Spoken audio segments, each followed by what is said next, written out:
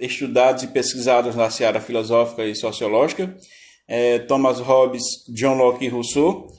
Thomas Hobbes ele vai iniciar essa questão voltada para a necessidade de se ter algo que pudesse nortear a vida do homem em sociedade, em virtude da crise que vivenciava a Inglaterra no tempo, obviamente, que ele apresentou esse livro chamado Leviatã. Nesse livro ele deixa bem claro que o homem em estado de natureza, ele passa a ser lobo do próprio homem. Daí a frase, homem, lobo do homem. Tá? Existem, obviamente, teóricos que vão defender que o homem vai encontrar a liberdade em estado de natureza, como, por exemplo, Rousseau. Ele diz isso claramente, que o homem em estado de natureza ele é livre. Mas essa liberdade para Thomas Hobbes, ela vai implicar severamente... Oh, Kelvin, obrigado. Ah, que nada. Eu apenas possibilitei o seu sucesso. Você que encontrou o seu caminho acadêmico. Eu que agradeço a menção e estamos aqui para o que você precisar. Tá? Então, muito obrigado. Ângela também, né? Foi uma das grandes professoras num projeto que a gente participou, né? Bom, como eu estava falando, o contratualismo ele vai seguir, obviamente, essa vertente da necessidade de que exista algo que possa garantir direitos e também deveres ao homem nessa vida em sociedade. Isso vai se chamar de contrato social ou pacto social, né? Conforme a gente vai vendo nas discussões que teremos sequência agora. O contratualismo ele nada mais é do que uma teoria filosófica e política baseada na ideia de que existe uma espécie de pacto ou contrato social que retira o ser humano do seu estado de natureza e o coloca, obviamente, em evidência com outros seres humanos em sociedade. Foram filósofos contratualistas, os ingleses Thomas Hobbes, John Locke, bem como o Jean-Jacques Rousseau. Tem alguns livros que apontam Rousseau como suíço, outros como francês. Eu prefiro seguir a ideia de que, pelo nome, né, ele teria sido francês mesmo e não suíço. Mas fica aqui o questionamento e a dúvida, que obviamente não teria condição de sanar, já que alguns teóricos vão apontar um e outros a questão da França. É certo que, a exemplo do que aconteceu com o iluminismo, o contratualismo, ele, como eu disse inicialmente, surgiu na Inglaterra e teve o seu auge na França. Envolve, obviamente, toda uma particularidade que estaria ligada com outros movimentos, como, por exemplo, a Revolução Francesa, que vai desencadear toda uma discussão acerca de direitos e deveres envolvendo o homem na sociedade. Não vem ao caso aqui tratar disso, e a gente pode fazer um encontro só para discutir a particularidade que vai envolver, por exemplo, Olympe de Gouges, né, que é uma mulher que colocou-se contra a Declaração Universal dos Direitos do Homem e do Cidadão e apresentou a Declaração Universal das Mulheres e da Cidadã. E por conta disso, o seu sangue jorrou em praça pública, tendo sido degolada. E as mulheres que lutavam e que reivindicavam e até aplaudiam a Olympe de Gouges nada fizeram para impedir o seu degolamento. Bom, sequenciando a ideia de um contrato social, ela parte do princípio de que a sociedade é estabelecida em comum acordo para que um certo fim seja alcançado. E o fim, obviamente, envolve o conceito de liberdade, de direitos, de deveres, e está ligado também à questão econômica. O contrato social ele é um momento em que o ser humano ele deixa de viver como um ser natural e passa a viver como um ser que se destaca na natureza, criando suas próprias leis, sua moral, os costumes e um conjunto de instituições para que a convivência seja mais harmônica. É bem verdade que quando a gente pensa, por exemplo, em Thomas Hobbes, a gente vai perceber a ideia do Estado que ele defende, né, que ele vai defender o Estado absoluto. Obviamente, é uma crítica também que ele faz à monarquia à época que a sociedade ficou revoltada devido à crise econômica que se evidenciou na Inglaterra naquele tempo. E quando Thomas Hobbes ele apresentou esse Estado democrático absoluto, ou também chamado de Estado do Medo, ele apresentou a ideia de que a monarquia ela deveria ter o controle mais amplo da sociedade para evitar, por exemplo, que insatisfações ganhassem corpo. Enfim, que administrasse com a famosa mão de ferro ou punho de ferro. Tá? Isso a gente vai ver. Posso sim. O Estado absoluto nada mais é do que a ideia presente, por exemplo, no livro de Maquiavel, um príncipe, quando ele apresenta a ideia de que o regente ele poderia fazer tudo. O príncipe, o monarca, ele poderia fazer tudo. E para tanto, ele poderia matar, poderia extorquir, poderia fazer o que fosse, desde que ele fosse temido, não amado. E esse Estado absoluto, o que iria valer era a primeira e única palavra existente na sociedade, seria a do monarca, Renan. Não haveria espaço para nenhum tipo de questionamento. Tá? Alguns filmes mostram essa particularidade. Eu sempre gosto de citar esse exemplo, que é o da Alice no País das Maravilhas, especificamente com a Rainha Vermelha.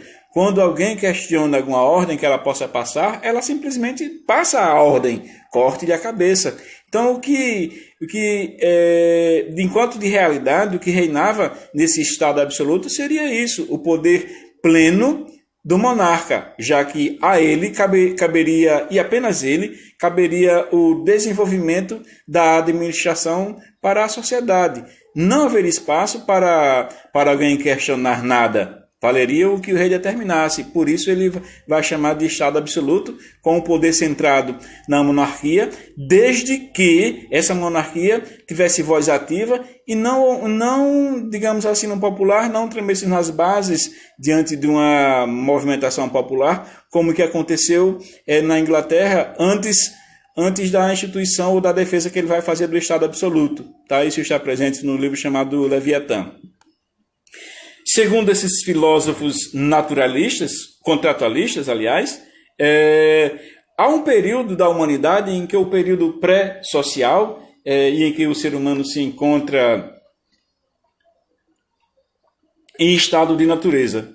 Esse estado de natureza, ele é período em que a sociedade ainda não se formou e que não há uma lei civil. É importante que a gente saiba que vai diferenciar, por exemplo, o estado de natureza com o estado civil é justamente o estabelecimento do que se chama de contrato social, tá? Ou pacto social, como alguns autores defendem. Se não vivêssemos em uma sociedade politicamente constituída, estaríamos em estado de natureza, onde existiria alguma lei a qual todos teríamos acesso. Tá? O direito, por exemplo, o direito à vida, ele é bem próprio do estado de natureza. Mas não quer dizer que o direito à vida não esteja presente também na sociedade civil. Então, o que vai caracterizar a sociedade civil é justamente esse pacto envolvendo o cidadão e a sociedade. Isso vai se chamar de contrato social, como diz Jean-Jacques Rousseau, ou simplesmente, com o passar dos tempos, ganhou outra dimensão, outra roupagem e foi chamado de Constituição. Então, todos os países eles têm a sua Constituição, regida por normas, regras, leis, que vão estabelecer, de alguma maneira ou de outra, a vida em sociedade. Tá? Então, esse estado de natureza, como eu já disse, é o período em que a sociedade ainda não se formou. Quando não havia uma lei civil. Isso é bem próprio, por exemplo, do período que vai anteceder o estabelecimento das ideias de Thomas Hobbes. Alguns filmes míticos mostram perfeitamente essa realidade. Tá? Tarzan, quando ele está na selva, ele está em estado de natureza. Aquela série bem antiga, Xena, a Princesa da Selva, mostra essa particularidade envolvendo os homens em estado de natureza. Um desenho animado, He-Man, também estabelece essa ligação, esse elo entre a discussão que está sendo travada aqui e com o assunto em discussão. O que vai amparar o convívio social entre os homens, segundo esses teóricos, é justamente um pacto. a lei. E esse Estado, ele é regido por uma lei de natureza que coloca os seres humanos em plena igualdade de direitos. Deixamos de viver em uma sociedade onde vale a lei do mais forte, como por exemplo no estado de natureza, para termos a perspectiva de uma lei que vai, por exemplo, garantir direito a todo mundo, ou a todos de maneira igualitária. É esse pressuposto que vai estar presente, por exemplo, no artigo 5º da Constituição Cidadã da Constituição Brasileira, quando diz que todos são iguais perante a lei, sem distinção de raça, cor, sexo e gênero. Então, essa ligação envolvendo essa discussão posta com o contrato social vai estar presente em toda e qualquer Constituição. No caso do Brasil, vai estar presente no artigo 5º, todos são iguais perante a lei, e no artigo 6º, que vislumbra a suposta garantia de direito para todo mundo. Eu estou falando aqui dos direitos sociais, né? Todo cidadão tem direito à saúde, à habitação,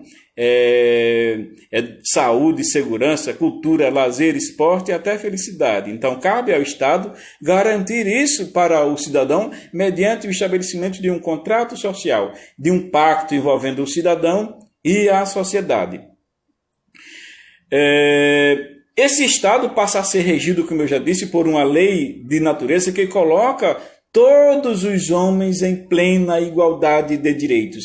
Chamamos esse conjunto de direitos naturais e a teoria do estado de natureza de jus-naturalismo. Há uma diferença entre jus-naturalismo e jus-positivismo, né? Ou direito positivo.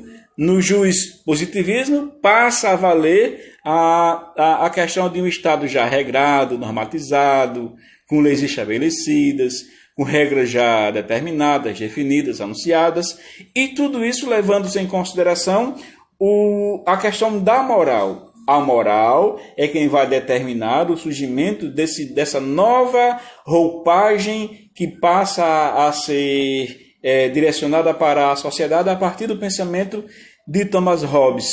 E vai ganhar força com a ideia que se vislumbra com John Locke e ganha amplitude com a ideia de Jean-Jacques Rousseau. O grande problema do estado de natureza é que a igualdade de direitos gera conflitos. Eu sempre gosto de utilizar esse exemplo. Tenho alguns alunos e ex-alunos aqui presentes, né? Júlia está aqui presente, por exemplo, foi minha aluna. Eu gosto sempre desse exemplo. Imaginemos que estejamos em uma sala e que nesta sala exista um pé de maçã. E só uma pessoa vai poder pegar essa maçã. Quem vocês acham que pegaria esta maçã? Obviamente que vai pegar o mais ágil ou o mais forte. Ficaria entre essas duas opções. Se o mais ágil pegar, o mais forte, obviamente, vai tomar essa maçã e vai comer. Então, daí a gente passa a ter um pressuposto do que acontecia com o homem em estado de natureza, e quando a gente apresenta a ideia de que valeria a lei do mais forte. Essa lei do mais forte, como eu disse anteriormente, não gera o pressuposto da igualdade, tá? Gera conflitos. Se os mais fracos se reunirem ou se reunissem, obviamente que suplantariam a ideia de que o mais forte poderia ganhar todas. Mas não se pensava nessa provável união, tá? Alguns filmes mostram claramente isso. Hércules, por exemplo. Então, para que haja essa convivência pacífica, ou para que essa convivência seja mais pacífica entre as pessoas, é necessário instituir um conjunto de leis civis que solucione todos os possíveis conflitos que possam surgir nessa sociedade ainda tida como estado de natureza. Aí a gente já migraria, sairíamos do estado de natureza, teríamos o pacto para nortear toda a nossa discussão e migraríamos para a sociedade civil. E é justamente esse o gancho. Sim, seria. Seria sim. O conceito de equidade, seríamos todo mundo, vivemos sob o comando, por exemplo, de uma mesma lei e ninguém seria mais do que ninguém. Perfeito, sim, seria sim. Seria. Embora que, com o passar do tempo, ou essa questão foi desvirtuada e de uma maneira ou de outra, a gente voltou ao estado em que vale a lei do mais forte, né? Do mais sabido, do mais esperto, enfim. Mas esse é um capítulo à parte, né? Então, o grande problema é esse, né, que geraria conflitos. E para que a convivência realmente fosse mais pacífica, seria necessário solucionar ou direcionar para o entendimento de que as leis garantiriam essa equidade que Mike está falando aqui. Tá? O estado formado após esse estado de natureza, ele é chamado de sociedade civil ou estado civil. A convivência dos seres humanos em estado civil, ela acompanha exatamente, teríamos essa seleção natural. A convivência dos seres humanos em estado civil acompanha a humanidade desde o desenvolvimento das mais antigas civilizações. Não é possível, contudo, determinar quando exatamente o ser humano ele deixou de viver em estado de natureza e assumiu um pacto civil. A gente, embora fale em Thomas Hobbes, mas não tem assim uma ideia ou um momento exato em que houve esse estabelecimento, entendeu? A gente fala em sociedade de natureza, hipoteticamente falando. Assim como hipoteticamente falando, surgiu esse momento e essa necessidade de vivermos em uma sociedade civil. Não tem um momento exato que isso teria acontecido. A gente fala em hipóteses, né? Esses filósofos contratualistas tratam esse estado de natureza, inclusive, como um momento hipotético. É impossível determinar, cronologicamente falando, o tempo exato que surgiu isso. E pela primeira vez ela foi escrita na Inglaterra, né, no século XVII, justamente por Thomas Hobbes, e vai nos apresentar via Leviatã essa possibilidade. Entenda-se por Leviatã um monstro, né, que ele precisa ser aprisionado, que se solto se transforma um homem-lobo que acaba destruindo o próprio homem. Por analogia, eu sempre gosto de utilizar isso. Alguns animes trabalham perfeitamente essa ideia, como, por exemplo, Naruto. A raposa de 9 caudas seria o Leviatã, um monstro, que se não tiver um jutsu forte, né? Entenda-se por jutsu, e aplicando a nossa realidade, um conjunto de regras, de normas, de leis, que se todos nós, se não tivermos esse jutsu, esse controle, o nosso monstro interior vai sair e vai acabar destruindo tudo. Então, por analogia, seria essa a compreensão que se apresenta a partir da obra de Thomas Hobbes, que o cinema, né, os quadrinhos, os desenhos animados aproveitam essa ideia e nos apresentam uma percepção mais clara sobre o que seria isso, ou como é que vivenciaríamos essa questão do homem em estado de natureza. Tá? Thomas Hobbes, ele foi um inglês, obviamente, era um monárquico convicto, e ele fazia a defesa da monarquia. Obviamente, como eu já disse inicialmente, tem um período de crise na Inglaterra. E aí ele publicou o seu mais conhecido livro, o Leviatã, ou Matéria, Forma e Poder em um Estado Eclesiástico e Civil. Estou falando muito. E é bom que eu fale muito mesmo, né? Só não posso falar pouco. A palavra Leviatã, ela designa uma criatura marinha do imaginário antigo, descrita inclusive em passagens do Antigo Testamento. Para ser mais claro, a série Supernatural apresenta essa inserção do Leviatã quando apresenta esses monstros, essas figuras malignas para o desespero da humanidade, tá? Então esse monstro gigantesco seria protetor dos peixes e animais marinhos menores. Isso tem a ver com o modo como Hobbes concebia a sociedade e o Estado. Um monstro violento e gigantesco que existia para proteger os cidadãos. A concepção de Estado para Hobbes é pautada na ideia de que deve haver uma forte concentração de poder estatal, a fim de tornar o convívio social ou convívio entre homens de maneira ampla suportável. Isso seria necessário porque o ser humano, em seu estado de natureza, era, segundo ele, violento e cruel, sendo o ser humano natural, em estado de natureza, uma espécie de lobo do próprio homem. Os impulsos de violência do ser humano, e aqui a gente faz uma ressalva, né? Nós, homens e mulheres, em estado de natureza, nós agiremos ou agiríamos por impulso. E esses impulsos de violência do ser humano em seu estado natural levavam numa convivência difícil, erigida pelo medo, pela desconfiança e pelo caos. Daí a ideia que ele vai apresentar na defesa do estado absoluto, que seria, em outras palavras, o estado do medo.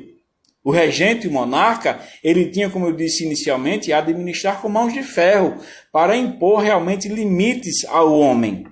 Não podia agir como a monarquia anterior fazia, que gerou caos, principalmente econômico, e houve uma revolta popular grande. Tá? Daí surgiu a necessidade de mudança de comportamento político direcionado para a sociedade de maneira geral. A intenção de Hobbes, ao publicar o seu escrito em defesa do Estado monárquico, em uma língua de maior acesso à população da Inglaterra, era conseguir, obviamente, um maior alcance, para que mais pessoas pudessem ler e, consequentemente, aceitar a monarquia, né, que se encontrava em crise, isso no século XVII.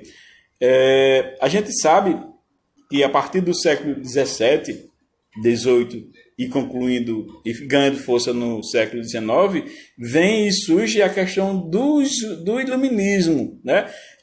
Thomas Hobbes, John Locke e Rousseau fazem parte dessa seara iluminista. Então vocês percebem claramente que há ligação com a discussão que foi apresentada no sábado passado, da questão do iluminismo, né? De um período que vai contrapor a sua era anterior. Fala-se, por exemplo, da Idade Média. Entrando já em John Locke, foi um filósofo, né, teórico inglês, ao contrário de Thomas Hobbes.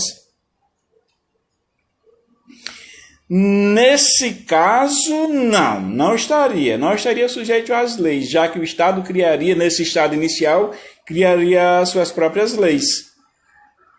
Isso vai estar presente, Erinaldo, quando a gente discute, por exemplo, Rousseau, que é baseado naquele livro do Espírito das Leis de Montesquieu, onde ele apresenta a divisão do Estado, né? Dos poderes, aliás, poder executivo, legislativo e judiciário. A gente sairia um pouquinho dessa seara da monarquia, entraríamos mais na democracia, que é o Estado democrático, que é a defesa que Rousseau vai fazer. Aí a gente pressupõe realmente a obediência às leis criadas pelo próprio Estado.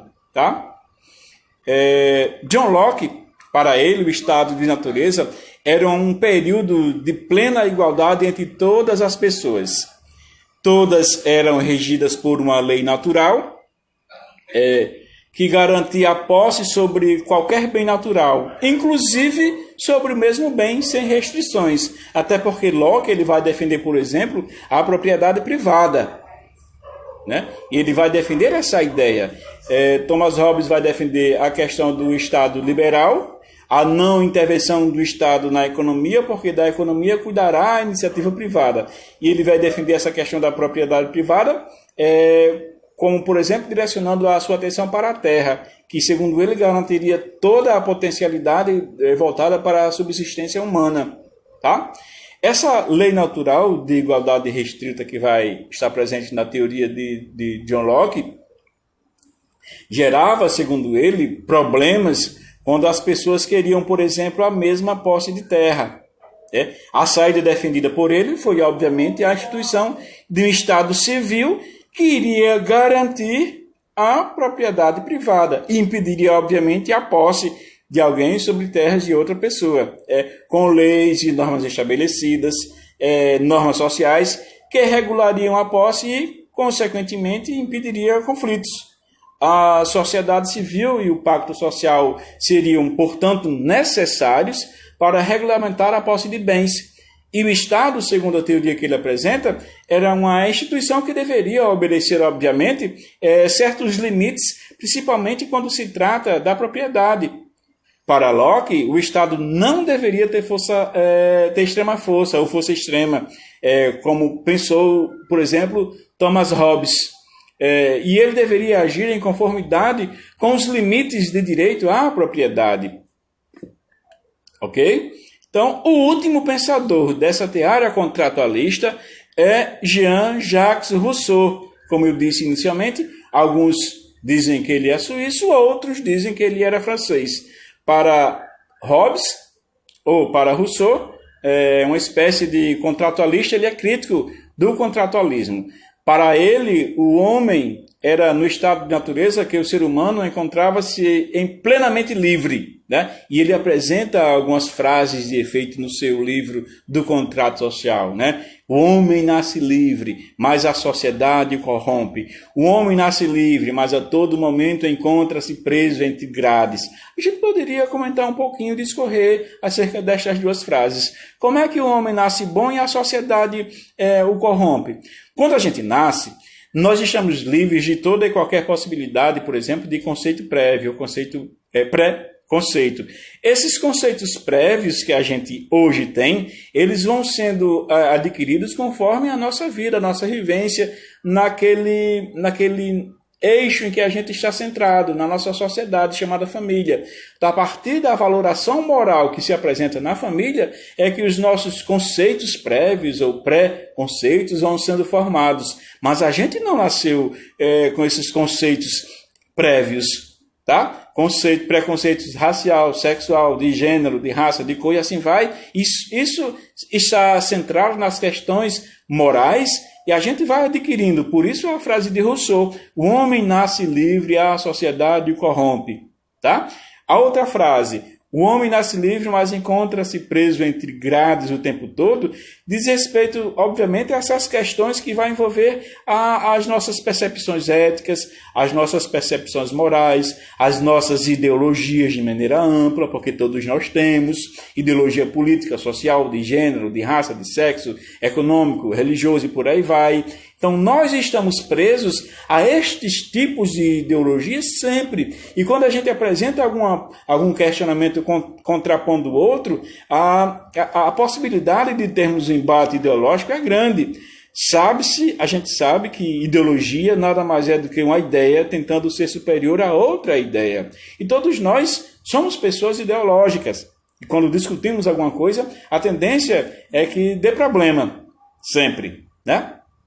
Então, para Rousseau, desconhecendo a moral, ele também desconheceria o homem e a maldade.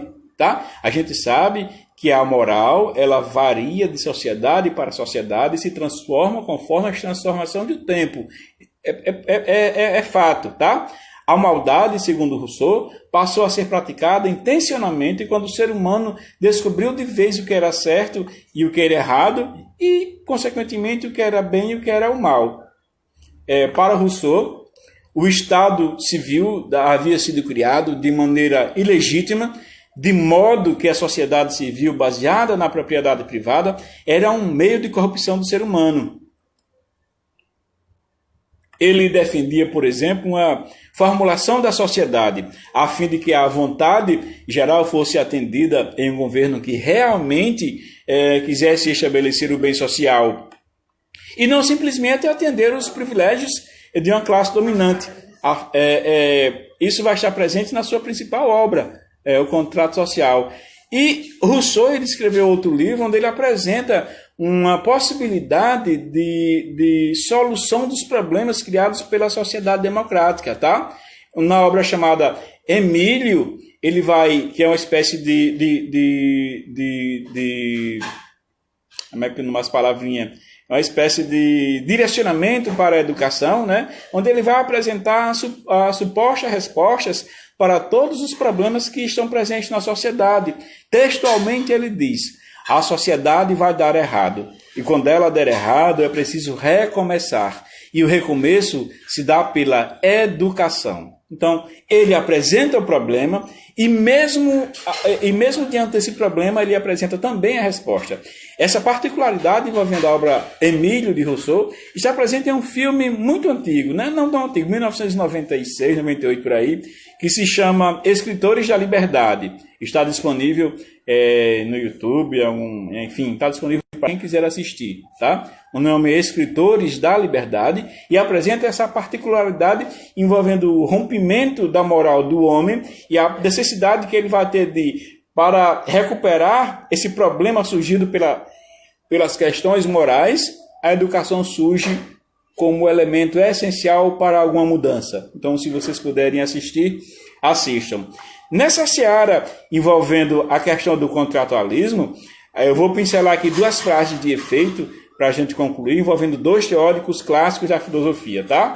Um se chama Hegel e o outro se chama Karl Marx, que de alguma maneira ou de outra, os dois estão presentes na sociedade quando se fala em lei, em norma, em regra. Hegel vai apresentar a seguinte frase: a consciência do homem é que vai determinar a vida dele na sociedade. Pressupõe, e ele vai defender, obviamente, o estabelecimento de um Estado em que Deus estaria no comando dessa sociedade. Para ele, o Estado seria divino. Então, por isso, por estar inserido nesse contexto de Estado divino, o homem teria consciência, e essa consciência que determinaria a sua vida na sociedade.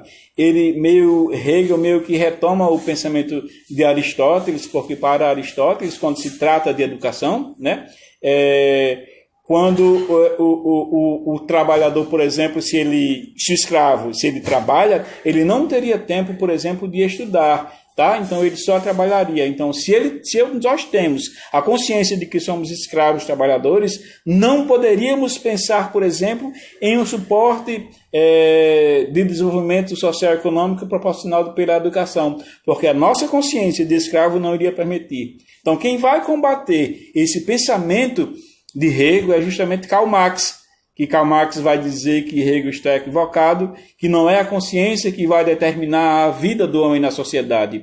É a vida que o homem leva que vai determinar a sua consciência na sociedade. Ou seja, se eu nasci na parte inferior da pirâmide e se eu quero chegar ao topo, eu posso, segundo Karl Marx. Desde que eu me esforce, desde que eu faça por onde, desde que eu mereça e desde que eu leve comigo toda a sociedade. Nasce aí o pressuposto do socialismo com o viés comunista, tá? E de alguma maneira ou de outra, tanto Hegel quanto Karl Marx acabam fundamentando toda a discussão que estará presente quando se discute, obviamente, a Constituição de maneira ampla. No nosso artigo 5º, por exemplo, nós temos o pressuposto marxista. Todos são iguais perante a lei. Pressupõe igualdade. Ninguém seria mais do que ninguém. Isso está presente na seara marxista. Beleza? Bom, gente, é isso que eu teria a dizer a vocês acerca do contratualismo. Obviamente que existe muito mais coisa a ser apresentada. Se alguém precisar de algum suporte sobre essas questões contratualistas, fique à vontade para me mandar mensagem, tá? Então eu agradeço a presença de todos e de todas e até a próxima semana, tá? Então valeu, um abração, fiquem em paz. Tchau.